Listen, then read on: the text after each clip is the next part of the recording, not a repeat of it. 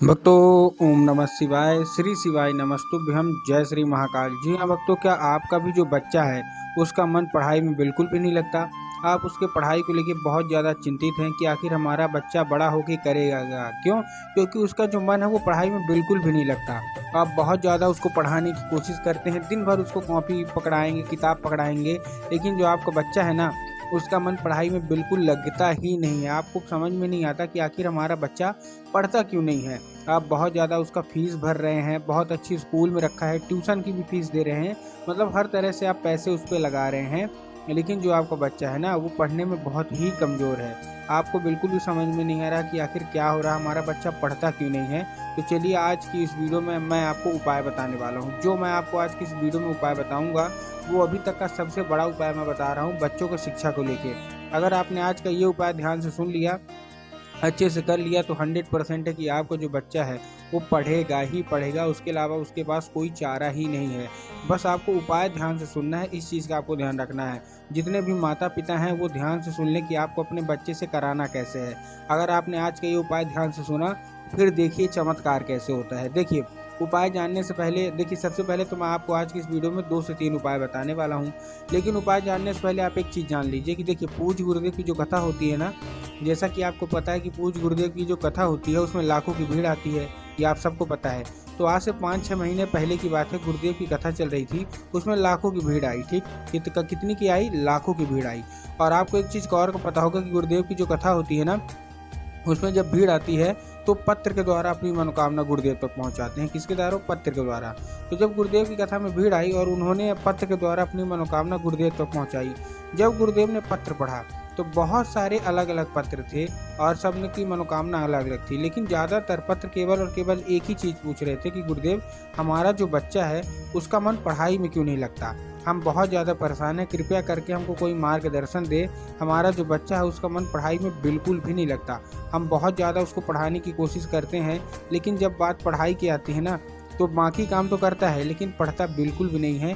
कृपया करके हमको कोई मार्गदर्शन दे, कोई उपाय बताएं ताकि हम वो उपाय अपने बच्चे से करवा सकें। ठीक, जब गुरुदेव ने ये उपाय बताया, फिर क्या करा, जैसे गुरुदेव ने मतलब मनोकामना सुनी, तब गुरुदेव ने 2 से 3 उपाय बताए और कहा कि केवल और केवल ये उपाय कर लेना, तुम्हारा जो भी बच्चा है जो कि पढ़ाई में बहुत कमज़ोर है ना, वो पढ़ने लगेगा। जब गुरुदेव ने ये उपाय बताए तो लोगों ने जाके इस उपाय को अपने घर में किया। जब लोगों ने इस उपाय को अपने घर में जाके किया, और आप विश्वास नहीं करोगे, 1 से 1.5 महीने के बाद गुरुदेव की कथा में वापस आए वो लोग, जो लोग थे ना, वो लोग गुरुदेव की कथा में वापस आए। जैसे ही वो लोग गुरुदेव की कथा में वापस आए, उन्होंने फिर से गुरुदेव को पत्र लिखा, लेकिन इस बार आप जान के हैरान हो जाओगे कि ये वाला जो पत्र था, ये गुरुदेव को धन्यवाद के रूप में पत्र था कि गुरुदेव धन्य हो आपका, आपके द्वारा बताया गया उपाय हमने कर लिया है, हमारी मनोकामना पूरी हो गई है। हमारा जो बच्चा था जिसका मन पढ़ाई में नहीं लगता था, अब वो अपने आप पढ़ने लगा है, हमको कुछ नहीं बोलना पड़ता, वो अपने आप पढ़ने लगता है। आपका कोटि कोटि धन्यवाद। तो देखिए, अगर आपको भी जानना है कि आखिर ऐसा कौन सा उपाय है जिसको करने मात्र से ही बच्चा अपने आप पढ़ने लगता है बिना कुछ कहे, तो चलिए हम बताते हैं आपको आज की इस वीडियो में। लेकिन उससे पहले, चैनल पे अगर पहली बार आए हैं और आवाज़ मेरी पहली बार सुन रहे हैं, तो वीडियो को कर दें लाइक और चैनल को भी कर लें सब्सक्राइब, ताकि पूजनीय पंडित प्रदीप जी मिश्रा के रोज़ नए नए उपाय जो कि मैं उनकी कथा से सुनता हूँ, श्रवण करता हूँ, सबसे पहले मैं आपको प्राप्त करा सकूँ। ठीक, तो देखिए, जो हमारा पहला उपाय है वो क्या है, आपको अपने बच्चे से ही कराना है। ये पान के पत्ते का उपाय है। इस उपाय में देखिए आपको करना क्या है, आपको लेना है एक पान का पत्ता। अब जब आप पान का पत्ता लेंगे तब आपको ध्यान रखना है कि पान का पत्ता अच्छा हरा होना चाहिए, कहीं से ख़राब तो बिल्कुल नहीं होना चाहिए, कहीं से खंडित बिल्कुल भी नहीं होना चाहिए, और कहीं से मुरझाया हुआ भी नहीं होना चाहिए। बहुत सारे लोग पान के पत्ते लेने में गलती क्या करते हैं कि पान का पत्ता ले तो लेते हैं, लेकिन उनको यही नहीं पता कि लेते कैसे, तो मुरझाया हुआ पान का पत्ता नहीं चलेगा। ठीक है, उसके साथ आपको क्या लेना है, शहद लेना है। ठीक, क्या लेना है? शहद। अब जब आपने पान का पत्ता ले लिया और शहद ले लिया, अब आपको करना क्या है, आपको वही जो शहद है वो पान के पत्ते में आपको लेपन कर देना है। ठीक, लेपन कर दिया। लेपन करने के बाद आपको लेके पहुंच जाना है कहाँ? सीधा सीधा शिव मंदिर। शिव मंदिर पहुंच गए। अब शिव मंदिर पहुंचने के बाद बहुत सारे लोग सोचे होंगे कि महादेव की शिवलिंग पे अर्पित करना है। नहीं, आपको महादेव की शिवलिंग पे अर्पित नहीं करना। आपको कहाँ अर्पित करना है? आपको अर्पित करना है मतलब जो माता शोक सुंदरी की जगह होती है ना, वहाँ।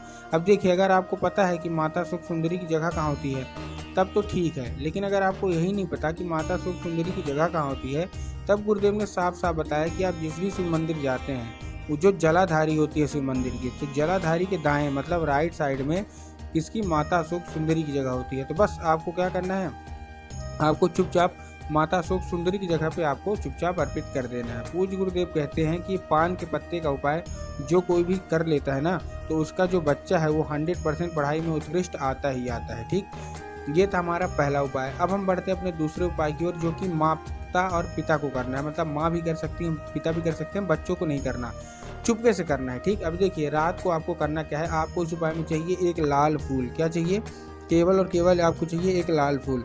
अब लाल फूल आपने ले लिया। अब लाल फूल होना किसका चाहिए, देखिए किसी का भी चल जाएगा, गुड़हल का ले लीजिए, गुलाब का ले लीजिए, जो भी आपका मन है ना, आप लाल फूल ले लीजिए। ठीक, लाल फूल लेने के वक्त आपको ध्यान रखना है कि वो जो फूल है ना वो अच्छा होना चाहिए, कहीं से मुरझाया हुआ नहीं होना चाहिए, कहीं से खंडित नहीं होना चाहिए, इस चीज़ का आपको ध्यान रखना है। ठीक, ले लिया। अब लेने के बाद आपको क्या करना है, शाम के वक्त जब भी आपके घर में पूजा पाठ होती है ना, तब आपको क्या करना है, आपको माता सरस्वती को अर्पित करना है। अब देखिए अगर आपके घर में माता सरस्वती की फ़ोटो है तब तो बहुत अच्छी बात है, लेकिन अगर आपके घर में माता सरस्वती की फ़ोटो नहीं है तब आपको क्या करना है, बाज़ार से खरीद के लाना है। खरीदने के बाद अपने घर में उनकी स्थापना करना है, मतलब उनको स्थान देना है। ठीक, स्थान देने के बाद आपको करना क्या है, आपको वो जो लाल फूल है वो शाम के वक्त जब आपके घर में पूजा पाठ होता है ना, शाम के वक्त उनको अर्पित करना है। अर्पित करते के साथ ही आपको क्या करना है, माता सरस्वती से उसको औषधि के रूप में मांगना है कि माता कृपया करके हमको इसको औषधि के रूप में प्रदान कर दीजिए, हमारा जो बच्चा है उसका जो मन है वो पढ़ाई में बिल्कुल भी नहीं लगता। ठीक, अब क्या होगा, अब जब आपका बच्चा खाना पीना खा के सो जाए तो आप करना क्या है, आपको जैसे ही आपको बच्चा खाना पीना खा के सो जाता है, आपको वही लाल फूल उठाना है और वही लाल फूल उठाने के बाद आपको उसके माथे पे फेर देना है। क्या करना है, उसके माथे पे आपको चुपचाप फेर देना है। फेर दिया। पूज्य गुरुदेव कहते हैं कि उस फूल के जरिए स्वयं माता सरस्वती उसके दिमाग में प्रवेश कर जाती हैं और उसका जो भी दिमाग है, जो कि आपको लगता है कि मंद बुद्धि हो गया, कि पढ़ाई लिखाई में कमज़ोर है, वो होशियार होने लगता है। ठीक, ये था बहुत ही बड़ा उपाय। दूसरे दो उपाय हो गए। अब हम आते हैं अपने तीसरे उपाय की ओर। अब देखिए तीसरे उपाय में आपको करना क्या है, इस उपाय में आपको लेना है 1 लोटा जल और ये उपाय आपको अपने बच्चे से कराना है। ठीक, 1 लोटा जल ले लिया। 1 लोटा जल लेने के बाद आपको करना क्या है, 1 लोटा जल में आपको 2 से 3 बूंद शहद का मिला लेना है। ठीक, 1 लोटा जल जो कि तांबे के लोटे में होगा और आपके घर का जल होगा, उसमें आपको 2 से 3 बूंद क्या मिला लेना है, शहद का। लेके आपको पहुंच जाना है सीधा सीधा शिव मंदिर अपने बच्चे से। अब बच्चे को दक्षिण दिशा में खड़े कराना है, उत्तर की ओर उसका चेहरा करवा देना है। अब देखिए दक्षिण और उत्तर अगर आपको समझ में आ गया तो ठीक, अगर नहीं तो गुरुदेव ने साफ साफ बताया है कि जो जलाधारी होती है आपको अपना चेहरा उधर साइड करके खड़े हो जाना है। ठीक, खड़े हो गए। अब अपने बच्चों को बोलिएगा कि तुमरुका जी का नाम लेके, ठीक, किसका, तुमरुका जी का नाम लेके चुपचाप अर्पित कर दे। पूज्य गुरुदेव कहते हैं कि तुमरुका जी का नाम लेके अगर उसने 1 से 1.5 महीना लगातार कर दिया ना, तो उसका जो दिमाग है अपने आप पढ़ाई की ओर भागेगा और वो क्लास में हमेशा टॉप करेगा।